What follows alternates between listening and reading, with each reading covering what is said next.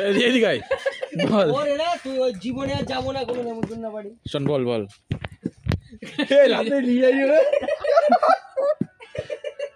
এই আমি তো যাইনি পাগল তাহলে কি হলো তুই বললি কেন আমি তো আর কি মারি বল আরে ওরা বৃষ্টি হলো না কি করতে সর্বনাশ বাড়ি বার ফোনটা করে বলে দিল কেন তাহলে বার করেছিল আর বলি করিনি তাকে এই আলবার কসম কেটেছিল তো আমার যাওয়া আছে একটা ঘোষণা রাখছি কালকে আমাদের সাজানদার একটা জায়গায় নেমন্তন্ন ছিল আমাদেরকে যেতে বলেছিল আমরা যাইনি আমাদের এই জুনিয়র দা